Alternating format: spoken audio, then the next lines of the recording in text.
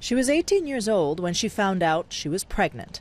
Andrea, not her real name, faced the most difficult decision of her teenage life, whether or not to have a baby she did not want and could not care for. Her options were limited where she lived, Northern Ireland.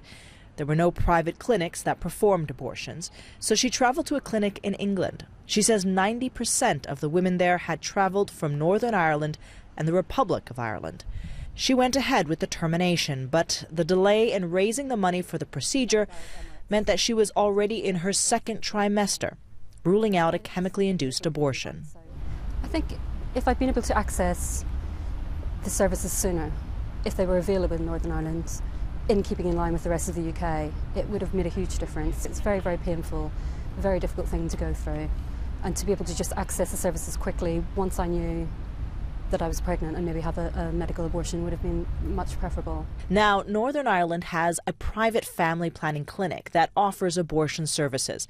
The Mary Stopes Clinic says it will provide contraceptives as well as medical abortions up to 9 weeks of pregnancy. I think the fact that women are forced to leave their country to access a service which is legally available in the rest of the UK makes women feel like a criminal, because the law criminalises abortion, and the fact that they have to beg, steal and borrow between £600 and £2,000 to access a service in England that women in the rest of the UK can get for free, of course they're stigmatised. But that's not how anti-abortion activists see it. Well, Mary Stopes has no place in Northern Ireland. The people and culture of Northern Ireland are pro-life and Christian, and abortion is not allowed in law in Northern Ireland except in very narrow and in reality non-existent circumstances.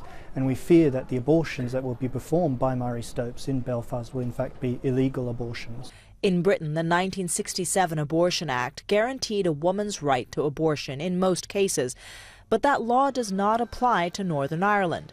There, abortions are allowed within 9 weeks, only if the pregnancy threatens the mother's physical or mental health, and even then only with the approval of 2 consulting clinicians. Other cases, including pregnancy as a result of rape, are banned. The new clinic insists it will operate within the law. Andrea says the new clinic will allow women to assess their options easier and more quickly than she did. And what advice do you have for women who might find themselves in the position that you did when you were younger? I'd say just don't hang around, just as quickly as possible. Just try and find out what your options are and really have a think about the decision, because obviously it's one of the biggest decisions you'll make in your life. No one goes into it lightly, obviously, and it is scary, but there are people there who can help.